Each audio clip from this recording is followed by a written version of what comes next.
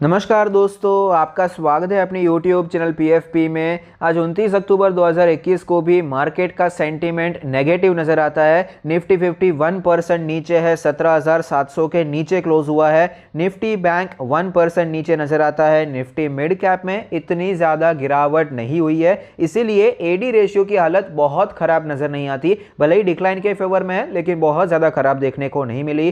Commodity के बारे में बात करें, क्रूड ऑयल स्लाइटली नेगेटिव है, नेचुरल गैस 1.7% नीचे है, गोल्ड 0.7% नीचे है, सिल्वर में 0.9% की गिरावट नजर आती है। करेंसी के बारे में बात करें तो फिलहाल रुपी में थोड़ी सी स्ट्रेंथ देखने को मिल रही है, जो कि फिर से सरप्राइजिंग बात है कि FIS आज भी शायद माल बेचने वाले हैं, उसके बावजूद यहां पर रुपी हमें स्ट्रांग होता हुआ नजर आया। कल के वीडियो में मैंने भी सेम यही कमेंट किया था। किसी ने पूछा था कि ये जो रिलेशन है FIS की सेलिंग का और करेंसी का, इसे थोड़ा सा डिटेल में एक्सप्लेन कीजिए। तो मैंने सोचा कि कमेंट में लिखने से बेहतर है यहाँ पर वीडियो में शेयर करें, सब लोग को पता चलेगा। तो जब भी यहाँ पर FIS माल बेचते हैं, वो पैसे बेचते किस में है, रुपीज़ में बेचते हैं और वो डॉलर्स में कन्वर्ट करते हैं। तो डॉलर की डिमांड बढ़ जाती है और रुपी की डिमांड आपको कम होती हुई नजर आती है, तो रुपी आपको वीक होता हुआ नजर आता है। तो अभी फिलहाल कंटिन्यूसली FIS माल बेचते जा रहे हैं, तो मेरी एक्सपेक्टेशन है कि भाई रुपी भी आपको थोड़ा और वीक होना चाहिए। लेकिन कल भी स्लाइटली स्ट्रेंथ थी और आज भी स्लाइटली स्ट्रेंथ ही आपको रुपी में नजर आती है। बस यही लॉजिक है और कुछ लॉजिक नहीं है कि FIS तो बाहर के फॉरेन निवेशक हैं, तो जब भी वो यहाँ पर माल बेचेंगे, रुपए यहां से निकालेंगे, डॉलर में कन्वर्ट करेंगे, तो डॉलर की डिमांड बढ़ जाएगी।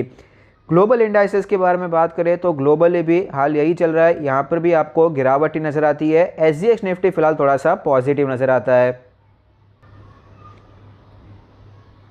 निफ्टी के इंट्राडे चार्ट पर हमें क्लियरली पता चलता है कि आज एक रोलर कोस्टर राइड देखने को मिली है। मार्केट ओपन हुआ, 5 मिनट में आपको 200 पॉइंट का फॉल देखने को मिला।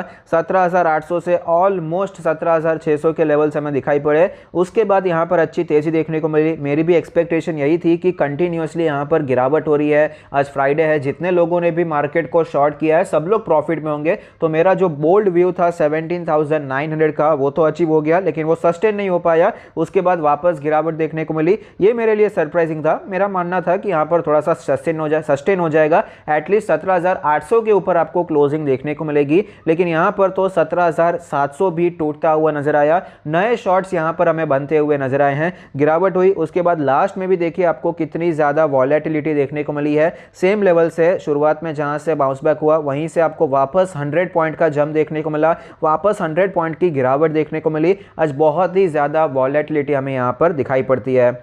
डेली चार्ट के बारे में बात करें तो आप देख पाएंगे, जैसा कि हमने एक्सपेक्ट किया था, कल ही ब्रेकडाउन हुआ है, कल ही हमें सपोर्ट टूटता हुआ नजर आया है। वो तो ब्रेकडाउन कैंडल है, एटलीस्ट एक फॉलोअप कैंडल तो बनेगी। तो आज हमें यह गिरावट कंटिन्यू रहती हुई नजर आती है। तो नेक्स्ट सपोर्ट हमें निफ्टी 50 में कौन से दिखाई पड़ सकते हैं? 17,500 का जो लेवल है, बहुत ही ज्यादा इंपॉर्टेंट लेवल है। ये लेवल अगर टूट जाता है तो 17,200, 17,300 और लास्ट में 17,000 के लेवल्स भी दिखाई पड़ सकते हैं। लेकिन मेरा मानना है कि 17,500 से आपको वापस एक अच्छा शॉर्ट टर्म का एक बाउंस बैक देखने को मिल सकता है। शॉर्ट टर्म यानी कि एक्सपायरीज के लिए यहां पर जैसे हमें देखने को मिला, 4-5 दिन गिरावट हुई, उसके बाद 2-3 दिन तक वापस एक शांत मूवमेंट आपको देखने को मिला। उसी प्रकार से 3 दिन से गिरावट हो रही है, तो यहां पर एक दिन शायद और गिरावट हो जाए, उसके बाद वापस आपको शांत मूवमेंट देखने को मिल सकता है। RSI भी काफी ज्यादा ओवरसोल्ड होती हुई नजर आती है, वीक हो चुकी है, ओवरसोल्ड तो अभी तक नहीं हुई है, 43.89 हो चुकी है। जब से निफ्टी 50 यहां से ऊपर जा रहा है, कोरोना क्रैश के बाद 40 पर जब भी आता है, वहां से तुरंत ही आपको बाइंग इनिशिएट होती है, तुरंत ही वहां पर बाइंग इनिशिएट हो जाती है और निफ्टी वापस हमें ऊपर जाता हुआ नजर आता है। तो एटलीस्ट हम यहां से बाउंस बैक एक्सपेक्ट कर सकते हैं। 17,500 अगर आता है तो वहां से हमें एक अच्छा बाउंस बैक देखने को मिल सकता है। ऑलरेडी 1000 पॉइंट का फॉल भी हो गया होगा, तो इजीली हम एक्सपेक्ट कर सकते हैं कि शॉर्ट टर्म के लिए सपोर्ट हमारा 17,500 का लेवल है। रेजिस्टेंस के बारे में बात करें तो 18,000 का लेवल अभी रेजिस्टेंस बन गया है। 18,300-500 नेक्स्ट है, लेकिन पहले तो 18,000 का जो पूरा लेवल है, ये लेवल ही आपको स्ट्रॉन्ग रेजिस्टेंस की तरह दिखाई पड़ेगा। तो फिलहाल क्या करना चाहिए? स्टॉक स्पेसिफिक रहकर काम करना है। बहुत से स्टॉक हैं जो कि ऑलरेडी गिर चुके हैं। जब निफ्टी यहां पर था तब भी वो गिर चुके थे। अभी यहां पर 2 दिन से गिरावट हो रही है, लेकिन वो पर्टिकुलर स्टॉक्स आपको इतने ज्यादा नीचे जाते हुए नजर नहीं आते। कुछ एग्जांपल दे तो हिंदुस्तान यूनिलीवर है, TCS है, ये हमने डिस्कस भी किया था। Hindustan Unilever, TCS, Asian Paint, Berger Paint और लेवल्स, वो स्टॉक आप देखिए वहाँ पर ज़्यादा गिरावट नहीं हुई है। जो ऑलरेडी गिर चुके हैं वहाँ पर आप एक्यूमुलेशन करना शुरू कर सकते हैं। दूसरे क्वालिटी स्टॉक जैसे ही सपोर्ट पर आते हैं वहाँ पर आप वापस खरीदारी करने के बारे में सोच सकते हैं। वीकेंड पर वैसे ही हम best stocks to buy now का वीडियो लेकर आने वाले हैं। न्यूज़ के बारे में बात करें तो डॉक्टर रेड्डीज के रिजल्ट्स आए हैं। नेट प्रॉफिट 30% बढ़ता हुआ नजर आया, रेवेन्यू 18% बढ़ चुका है। लास्ट क्वार्टर में डॉक्टर रेड्डीज की वजह से पूरा फार्मा नीचे गया था, आज पूरा फार्मा डॉक्टर रेड्डीज की वजह से हमें स्ट्रांग होता हुआ नजर आया, लेकिन एटलीस्ट सस्टेन नहीं हो पाया। इंट्राडे में आपको यहाँ पर एक अच्छा मूव देखने को मिला। श्री सीमेंट में नेट प्रॉफिट 6% वाई बढ़ता हुआ नजर आ रहा है। एस्टीमेट को बीट कर दिया है ऐसा बताया जा रहा है, बाकी तो यहाँ पर एस्टीमेट को मार्केट तो खास भाव देता नहीं है। वेदांता के भी रिजल्ट्स आए हैं, प्रॉफिट हमें बढ़ता हुआ नजर आया, 4644 करोड़ हो चुका है। रेवेन्यू में भी ग्रोथ देखने को मिली तो अच्छी बात है। मेटल सेक्टर आपको ओवरऑल एक अच्छे साइकिल में ही दिखाई पड़ता है। एस्कॉर्ट्स का profit 23% year on year basis पे गिरता हुआ नजर आता है, तो ऑफकोर्स ये अच्छी बात नहीं है।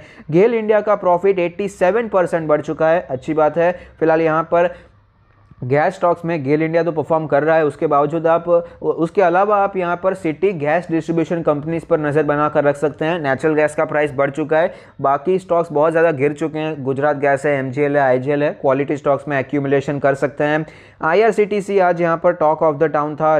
रेलवेज ने पहले ये बताया कि कन्वीनियंस फी में 50-50 का शेयरिंग होगा, लेकिन ये विड्रॉ कर लिया है, ये डिसीजन को विड्रॉ कर लिया है। ये बहुत ही ज़्यादा अनप्रोफेशनल नज़र आता है, ऐसा लगता है ये इसलिए किया है एक बार डाल के तो देखते हैं, अगर इन्वेस्टर्स कुछ कहेंगे नहीं तो ले लेंगे, वरना फिर विड्रॉ कर लेंगे। इस प्रकार का माहौल यहाँ पर दिखाई पड़ता है जो कि हाईली अनप्रोफेशनल है। तो फिलहाल तो यहाँ पर IRCTC में ये आपको दिखाई पड़ता है, सारी सिचुएशन हमें बनती हुई नजर आई है। तो करना क्या चाहिए, तो मेरा जो व्यू था कि भाई इसका वैल्यूएशन बहुत ज़्यादा महंगा है तो यहाँ पर अवॉइड करना चाहिए। तो अभी तो मुझे एक और रीज़न मिल चुका है, जब तक IRCTC चर्चा में रहेगा, जब तक सबके रडार में रहेगा, टॉक ऑफ द टाउन रहेगा, तब तक IRCTC में मेरे हिसाब से कुछ नहीं करना चाहिए। फिलहाल के लिए अवॉइड करना ही ज़्यादा बेहतर रहेगा। और चांसेस ये भी हैं कि बहुत से रिटेलर्स यहाँ पर एग्जिट करेंगे, जैसे ही उनको शेयर्स क्रेडिट हो जाएंगे, स्प्लिट के जो शेयर्स आएंगे, बहुत से लोग यहाँ पर निकलने की कोशिश करेंगे, तो आपको सेलिंग प्रेशर देखने को मिल सकता है। तो यहाँ पर फिलहाल के लिए अवॉइड करना ही मुझे बेहतर नज़र आता है। यहाँ पर मेरा व्यू ये था कि स्टॉप लॉस के साथ जो करना है वो कर सकते हैं, लेकिन इतना वॉलेटाइल है कि सर्किट भी एकदम से आपको लगती हुई नज़र आती है, तो स्टॉप लॉस के साथ भी यहाँ पर कुछ खरीदारी करना, बिकवाली करना बहुत ही ज़्यादा रिस्की नज़र आता है। नेक्स्ट न्यूज़ है अडानी ट्रांसमिशन से रिलेटेड। अडानी ट्रांसमिशन ने $700 मिलियन रेज किए हैं फॉर अंडर कंस्ट्रक्शन प्रोजेक्ट्स, तो अडानी के शेयर होल्डर्स के लिए अच्छी बात है। अमरा राजा बैटरीज ने ये बताया कि आंध्रा कोर्ट ने उनका जो प्लांट क्लोजर का जो ऑर्डर था पोल्यूशन बोर्ड की तरफ से, उसे एक्सटेंड कर दिया है। तो यहाँ पर आपको तेज़ी देखने के चांसेस तो कम है, गिरावट ज़्यादा होगी उसके भी चांसेस मुझे कम नज़र आते हैं, क्योंकि ऑलरेडी स्टॉक इस कारण की वजह से बहुत ज़्यादा गिर चुका है। ऑलरेडी 20-30% आपको ये नीचे ही नज़र आता है। तो यहाँ पर कंपनी तो अच्छी है, लेकिन सिचुएशन आपको यहाँ पर ख़राब नज़र आती है। नायका का IPO है, 4.82 टाइम्स का सब्सक्रिप्शन हो चुका है, अच्छी बात है। लिस्टिंग गेन के लिए यहाँ पर क्लियरली हम अप्लाई करने के बारे में सोच सकते हैं। लॉन्ग टर्म के लिए तो फिलहाल मेरे हिसाब से कोई IPO सही नहीं है, सबके वैल्यूएशन आपको महंगे ही नज़र आते हैं। स्टॉक मार्केट में स्टॉक्स के वैल्यूएशन भी महंगे, और जो नए स्टॉक्स मार्केट में आ रहे हैं, IPOs आ रहे हैं, वो भी महंगे वैल्यूएशन पे आ रहे हैं। जब बात चल रही थी कि नायका का IPO आएगा, जो वैल्यूएशन पे आने वाला था 6 महीने बाद, आज वो डबल वैल्यूएशन पे आ रहा है। तो इतना बड़ा तो कोई चेंज मेरे हिसाब से नहीं हुआ कि डबल वैल्यूएशन पे आना चाहिए। तो यहाँ पर लॉन्ग टर्म के लिए वैल्यूएशन पॉइंट के हिसाब से तो यहाँ पर अवॉइड करना मुझे पर्सनली बेहतर नज़र आता है। फिनो पेमेंट्स बैंक का भी IPO आ रहा है, 0.51 टाइम्स का सब्सक्रिप्शन हुआ है। यहाँ पर देखना पड़ेगा सब्सक्रिप्शन कैसा है, उसके बाद अप्लाई करने के बारे में, लिस्टिंग गेन्स के लिए अप्लाई करने के बारे में सोच सकते हैं।